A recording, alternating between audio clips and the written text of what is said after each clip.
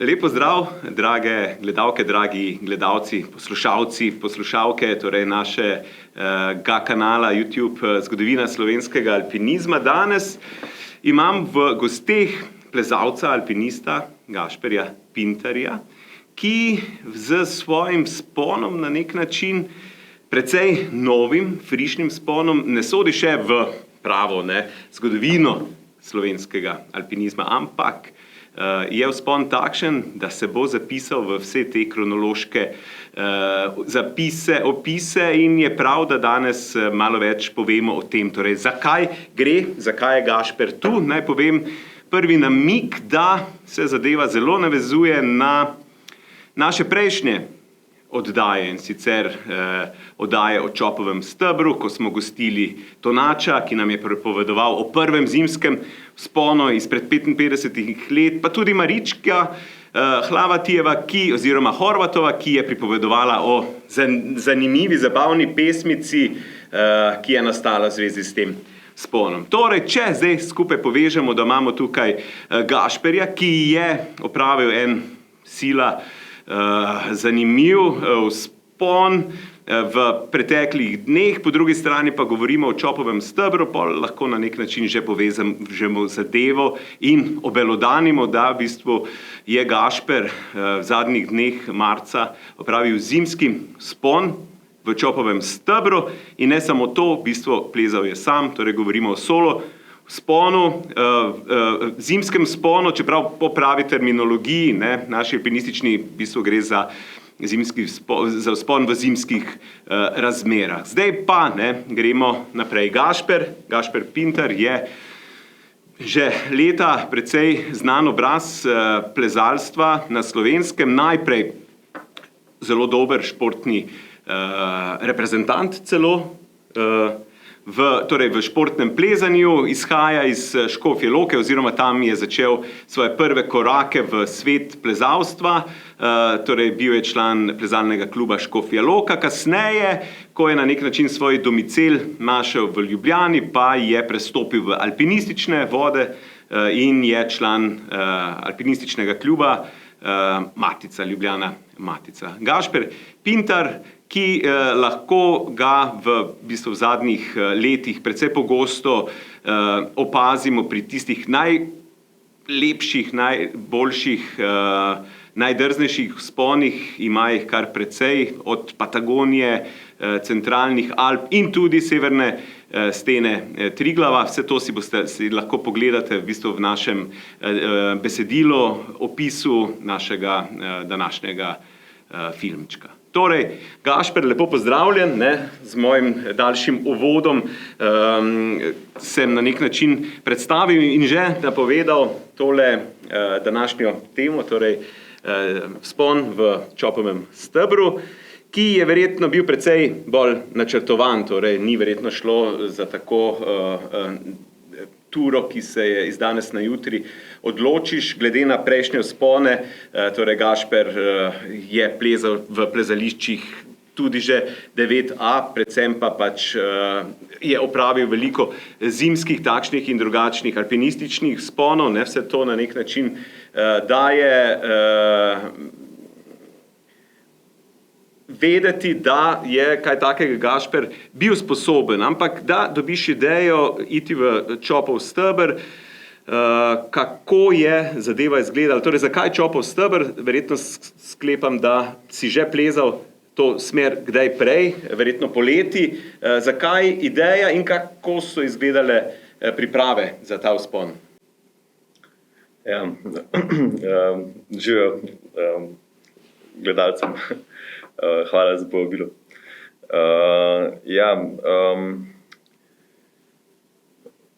Čopov steber, zakaj sem se za to odločil? Zdaj, na začetku zime sem vedel, da bom veliko plezal po zimi, in sem razmišljal, da bi se mogoče lotil enega projekta, v smislu projekta, ki zahteva nekaj priprave ali pa proti kateremu gradiš nekaj časa. Torej, nekako bistven element tega je, da se ti zdi na začetku težko ali pa nedosegljivo in pač, ko boš časoma dosegel pač korak za korakom. Triglav po zim se mi je zdel privlačen, ker rad plezam v Triglavski steni, ker je pač naša domača stena, ker je pač lepa, velika, zanimiva stena. In pa sem razmišljal, lahko bi šel recimo v skalaško smer plezati po zimi, pač to veliko ljudi spleza, bi bilo že pač bi zadovoljilo ta moj cilj recimo, ampak pa sem razmišljal, mogoče pa pač nekaj težjega, se res kaj pa Čopov steber,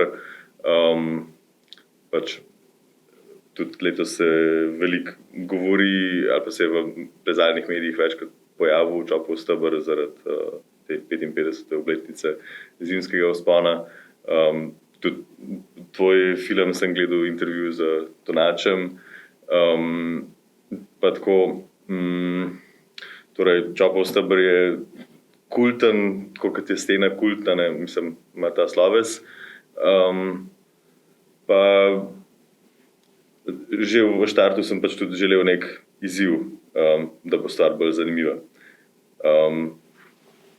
In tudi zdaj se mi je nedosegljivo, torej imelo ta element projekta.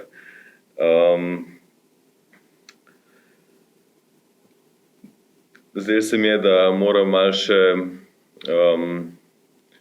izboljšati torej tehniko plezanja sam, tako da bolj sem par smeri to zimo lažjih, enodnevnih na ta način splezal. Katere so to bile? Ja, plezal sem v Debeli peči Jesih Potočnik, tudi eno pač popularno smer, klasično smer čez to severno steno. Vse solo? Ja. To pol v Franciji sem v Le Troat plezal Žinat, ampak to je tehnično lažje, no, tako da ni bil zares dober trening v smislu tehnične priprave, da si hiter v samovarovanju. Bolj mogoče tako psihološko, da se pač počutiš, da te ni več strah se lotiti pač velike stene. Torej to so bile priprave. Ja, pa še to mogoče, da zakaj Čopov steber. Zdaj, tako, jaz rad plezam zato, ker, to bom težko odgovoril. Mislim, vsak, ki veliko pleza, težko na hitro odgovori na to vprašanje, ampak ne vem, mora biti zabavno, recimo. In to pač lahko dosežeš na več načinov, kje pač poiščeš tisti izziv, ki te zabava.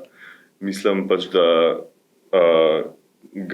se ga da velikokrat najti doma, pač, ker imamo veliko sten zanimivih, ki so dovolj velike, da pač lahko predstavljajo izziv. Odvisno je pač, kakšna pravila igre si postaviš. In se mi je zdelo tudi dober način, zdelo se mi je lepo, da bi se nekaj takega šel doma, nekje, ki mi je blizu, kamor spadam, mogoče tako, mislim, kamor mislim, ja, me veže mogoče neka zgodovina, torej, da ne rabim iti nekam drugam iskati mogoče neko večjo steno, ali pa zdaj to je itak v očeh opazovalca, pač katera stena je najbolj kul, ali pa katera ima najbolj katera je najbolj spoštovanja vredna, ampak jaz želim tako razmišljati in pač po mojih izkušnjah pač lahko najdeš tak izziv v Triglavski steni, recimo, tako da. Pa še pač Čopov steber je zgodovinski in kulten. Zgodba o tem prvem zimskem vzponu je tudi ena zgodba, ki se mi zdi, da vsakega fascinira, ki jo prvič sliši, tako da sem se želel tudi malo tega dotakniti. Ko je prišla do mene informacija oziroma povpraševanje po tem, ali je kdo kdaj že preplezal po zimi sam Čopov steber, sem najprej seveda malo pogledal po zapiskih in povprašal tiste ki bi bili sposobni, ne, ali pa bi vedeli za kakšnega svojega kolega, ki bi bil sposoben. Ne. Torej smo na nek način malo poprašali, potipali teren, pa ugotovili, da v bistvu je bilo v tem času opravljenih kar nekaj zimskih vzponov, seveda v navezah. Ampak zanimivo, ne, podatka o vzponu posameznika, kljub temu, da smo Slovenci vedno imeli izjemne soliste, ne, Svetičič, Franček Knez, Česen, tudi Kozjek, Janez Jeglič, pa potem novejše generacije, Janko Prešnik in tako naprej. Torej, tu bi lahko naštevali na desetine Bence, desetine plezalcev, ki so bili izjemni solisti, ampak Čopovega stebra po zimi nismo uspeli najti nikjer. Nihče ne ve nič o tem. Ne. Andrej Štremfelj je zaključil, da je v bistvu zelo mogoče, da še nihče tega ni plezal v pozimi oziroma v zimskih razmerah. Zdaj, če ne, bo verjetno informacija kmalu prišla, v vsakem primeru pa govorimo o vzponu, ki je, če ne edini do sedaj, vsaj zelo redek. Ne. Ob tem še enkrat izrekam veliko spoštovanje in vse čestitke. Zdaj pa gremo, ne, na glavno zgodbo današnjega dne, torej kako pa je sam vzpon izgledal. A lahko malo presekam, pa se navežem na začetek tega vprašanja. Ne. Mi je kar malo neroden, da si me omenil v tem klubu tisti, mislim, da ne spadam tja, zares. Pa še to o prvem, mislim, kdo je prvi naredil ta zimski vzpon v Čopovem stebru, tukaj tudi če rabimo par opomb. Eno je to, da v bistvu moj ni bil zimski, v zimskih razmerah bilo je zares pač čisto spodobno mraz, kad se za zimo spodobi, kaj bil je 27. 28. marec, torej en teden po solsticiju, dnevi so daljši, kar se je kar poznalo, no? Zato se mi zdi, da mi je samo 2 dni vzelo. Pač to je treba povedati. Treba je biti natančen glede stila, ker stil je pomemben.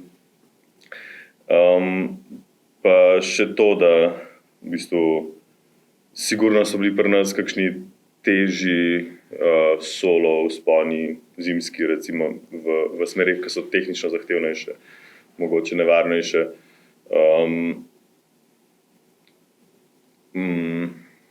Nisem ciljal na ta prvi zgodovinski zimski solo vzpon v Čopovem stebru,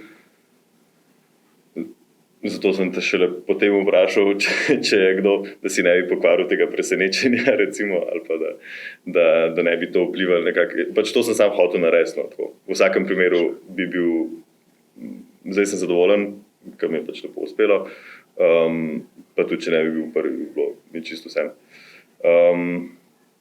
To sem hotel reči glede tega začetka. Kako je pa izgledalo, torej to je bil prejšnji teden, torek pa sreda. V vratih sem prespal v zimski sobi.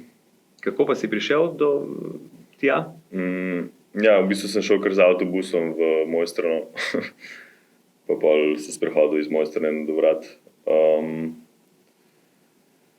Spakiral sem za recimo 3 dni hrane. Zdelo se mi je, da bi znal 3 dni trajati, čeprav je šlo pol boljše, mislim hitrejše. Do Čopovega stebra sem pol pač prvi dan plezanja prišel po skalaški smeri, ki je v resnici najlažji način, da prideš do Čopovega stebra.